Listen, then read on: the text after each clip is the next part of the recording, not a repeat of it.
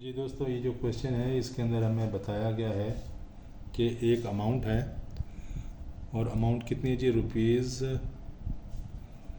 Amount is equal to rupees 750,000। ये amount हमने वारसान के दरमियान तकसीम करनी है। वारसान में कौन कौन है जी? एक विडो है, एक सन है, फिर एक सन है और एक डॉटर है। तो इनके दरमियान इस्लामिक रूल के मुताबिक हमने जो उनका हिस्सा बनता है उसके मुताबिक इस अमाउंट को हमने डिवाइड कर देना है। तो सबसे पहले हम विडो का हिस्सा निकालेंगे। विडो शेयर क्या होता है जी? टोटल अमाउंट जो होती है ना जी, उसका 1/8 ऑफ 750,000। तो ये हमने निकाल लेना है।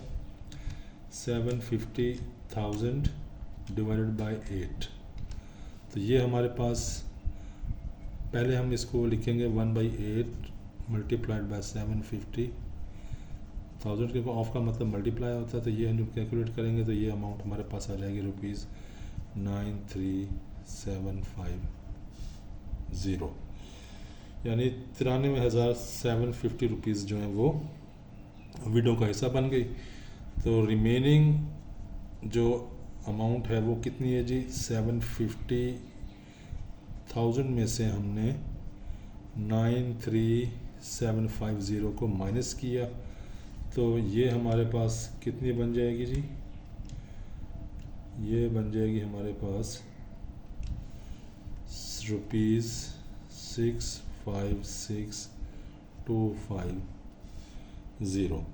अब ये जो रिमेनिंग अमाउंट है ये हमने तकसीम करनी है किसके दरमियान? सन और डॉटर के दरमियान। ठीक है जी। अब सन का हिस्सा कितना होता है? डबल होता है, और डॉटर का हिस्सा सिंगल होता है। तो रेशो क्या बन गई? 2:1 की रेशो। तो हमने पहले सम ऑफ रेशो निकालना, यानी कि निस्बती मजमूआ जिसे कहते हैं उर्दू में। तो सम ऑफ रेशोज़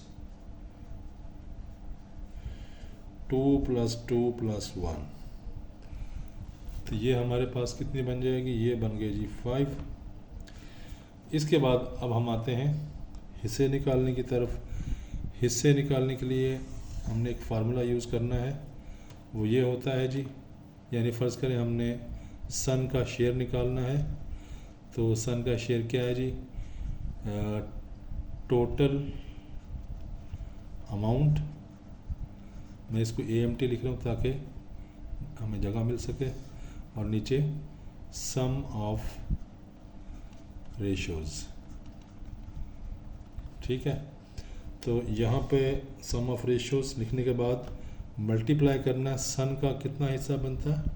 डबल, यानी 2 से हमने इसको मल्टीप्लाई कर देना है तो बेटे का हिस्सा निकल आएगा। टोटल अमाउंट हमारे पास, टोटल अमाउंट से मुराद ये वाली अमाउंट जो बकिया बच गई है वो है 656,250।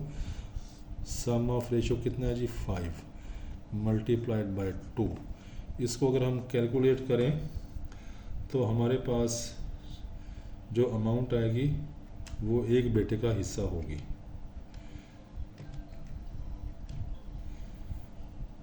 इसको हमने कैलकुलेट किया तो हमारे पास आंसर आ गया रुपीज़ 262500। ये एक बेटे का हिस्सा है, दूसरे बेटे का हिस्सा भी इतना ही है, यानी कि इसको सन 1 कह लें, इसको सन 2 कह लें।